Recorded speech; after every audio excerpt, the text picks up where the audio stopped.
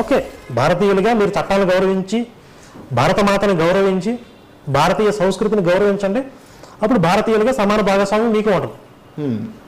కానీ మేము భారతమాతను తిడతాము, దేశాన్ని ముక్కలు చేస్తాము, ఇక్కడ దేవీ దేవత విగ్రహాలు బాధపడతాం, దేవాలయాలు ధ్వంసం చేస్తాం, మమ్మల్ని చంకనెక్కించుకుని మా గొంతుమ కోరికలు తీర్చాలి, ఇట్లా పెరుగుద్ది. అంటే కొన్ని పార్టీలు కేవలం ఓట్ బ్యాంక్ గా చూడడం వల్ల ఇదంతా జరుగుతుంది అనుకోవచ్చు. అంటే ఈ మతాలను కూడా ఓట్ బ్యాంక్ లా చూడడం వల్లే జరుగుతుంది కదా.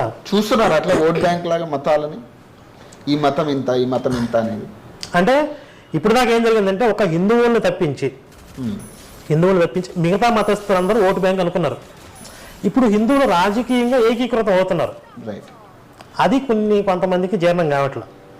ఇప్పుడు వీళ్ళనేమో మతపరంగా ఓటు బ్యాంక్ చూసి, హిందువులనేమో మీరు రెడ్లు, మీరు గౌళ్ళు, కమ్మ, కాపు, వెలమ, ఇలా రకరకాలుగా